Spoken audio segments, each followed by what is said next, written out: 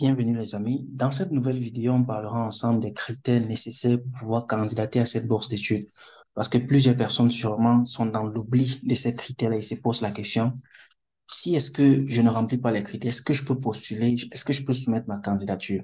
On verra cela ensemble dans cette vidéo-ci. Je vous demande de rester jusqu'à la fin de cette vidéo-ci pour ne rater aucune information qui sera partagée tout au long de cette vidéo. Sur ce, on se dit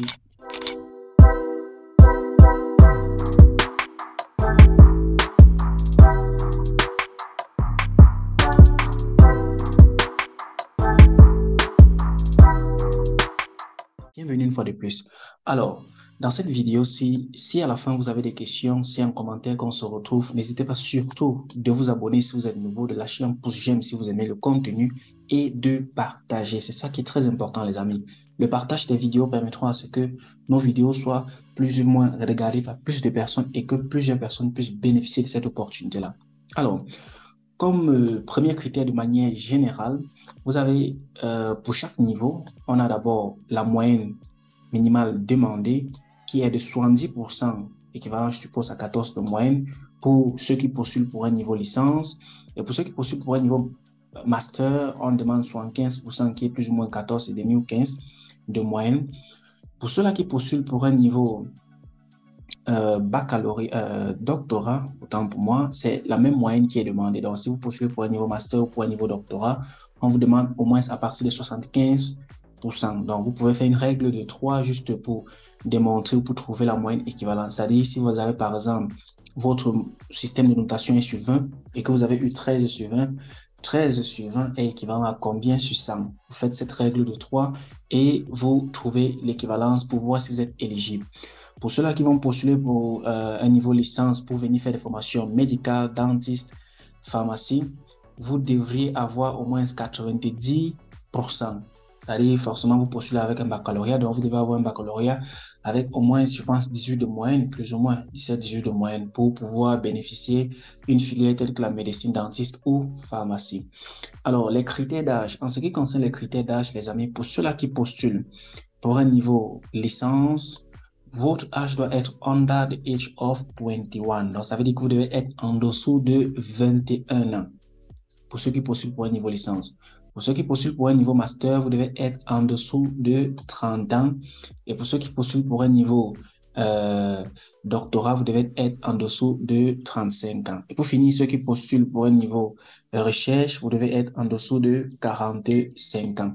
On verra cela de manière plus ou moins explicative tout à l'heure dans le compte officiel. En ce qui concerne les critères d'éligibilité de chaque candidat, ils disent de manière générale, tous les citoyens de tous les pays du monde entier peuvent postuler à cette bourse d'études-là. Ils disent ensuite que graduate or those who will graduate at the end of the current academic year before August 22. Donc, si vous avez par exemple la possibilité de finir votre formation avant août 2022, vous pouvez postuler sous réserve.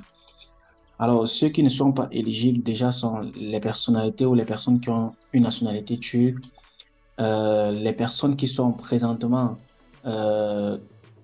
enregistrées dans un programme équivalent ici en Turquie. Ça veut dire quoi? Si vous êtes en Turquie, vous suivez un niveau licence, vous ne pouvez pas postuler pour un niveau licence dans cette filière-là.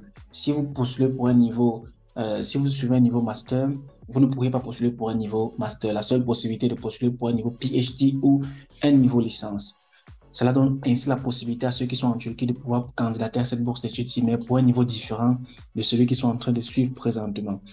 Vous avez ces mêmes critères ici qui sont mentionnés pour la moyenne.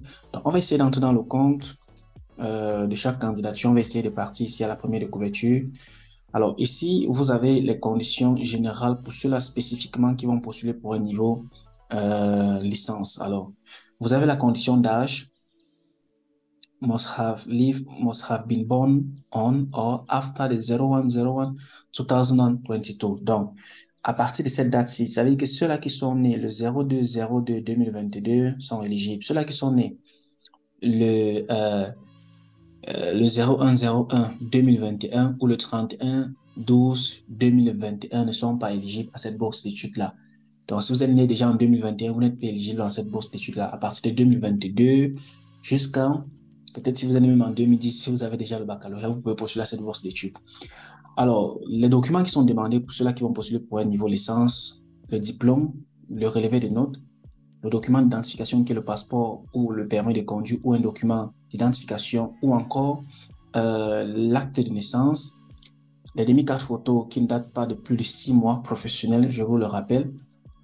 Optional documents sont les documents que vous n'êtes pas dans l'obligation de soumettre. Si vous n'en avez pas, vous avez les certificats internationaux tels que le GRE et le SAT. Si vous en avez, vous soumettez cela dans le système. Les certificats de connaissance de langue anglaise, turque ou quelle que soit la langue, si vous avez obtenu des certificats, vous les mettez dans le système.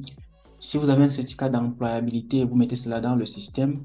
Vous pouvez aussi soumettre une lettre de recommandation. Je vous la conseille. Faites une lettre de recommandation par un de vos professeurs et vous mettez cela dans le système.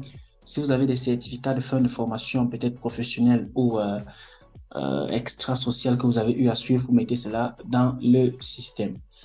Alors, je pense que c'est tout en ce qui concerne de manière générale ceux-là qui postulent pour un niveau licence. C'est pareil pour ceux-là qui vont postuler pour un niveau licence pour des filières artistiques. Alors, ici, vous avez pour un niveau master. On essaie de regarder les conditions pour un niveau master. Vous avez presque les mêmes documents. N'oubliez pas que les relevés de notes doivent être les relevés de notes de toutes les années en licence. Licence 1, licence 2, licence 3 que vous devez soumettre. Si vous avez fait une licence de 4 ans, ça fait licence 4 que vous soumettez dans le système. Et vous avez la même demande en termes de documentation optionnelle, comme le grade, le SAT, les certificats de langue. Si vous êtes employé, vous soumettez votre lettre d'employabilité, vous mettez votre lettre de recommandation, je vous la recommande. Et je pense que c'est tout en ce qui concerne ça. En ce qui concerne la condition d'âge, vous avez 0101 1983, 13, pardon. Donc, ceux qui sont nés en 1992, là, vous n'êtes pas éligible à cette bourse d'études pour postuler pour un niveau master. Et il rappelle aussi, élément très important, que les documents ne doivent pas dépasser un poids de 5 mégabits. Assurez-vous de convertir vos documents. Si c'est au-dessus de cela, vous compressez cela avant de mettre dans le système. Pour ceux qui postulent pour un niveau PhD, on essaie de regarder les documents qui sont demandés. C'est presque les mêmes documents. Au niveau des transcripts, c'est-à-dire au niveau des relevés de notes, vous devez soumettre les relevés de notes licence 1, 2, 3, master 1, 2 pour postuler pour un niveau PhD. Alors, les documents d'identification sont les mêmes, les certificats sont les mêmes, la lettre d'employabilité sont les mêmes. Vous avez tout cela ici. Alors, lorsque vous regardez au niveau de l'âge, vous avez 0101 1982 8. Ceux qui sont en dessous, en 1987, vous n'êtes pas éligible à postuler à cette bourse d'études pour un niveau PhD. Pour un niveau recherche qui est disponible, bien sûr, depuis, et dont la date est plus ou moins supérieure, l'intervalle de candidature est plus ou moins supérieur à d'autres. Voici les conditions ici. Vous devez déjà être un titulaire d'un PhD, c'est-à-dire vous devez déjà être un docteur pour pouvoir soumettre votre candidature à cette bourse d'études-là. Je ne vais pas trop entrer dans le détail sur cette partie-ci. Je pense que c'est tout en ce qui concerne les critères de candidature et les documents nécessaires pour cette bourse d'études-là. Je mettrai le lien une fois de plus en commentaire ou en description de cette vidéo-ci pour vous permettre de pouvoir obtenir toutes les informations nécessaires en ce qui concerne votre candidature pour cette bourse d'études-là. D'ici là, si la vidéo vous a plu, n'hésitez pas surtout de vous abonner, de liker, de partager, de poser vos questions en commentaire. Je me ferai un plaisir de vous les répondre. Portez-vous excellemment très bien. Je suis Donald Christian. Ciao.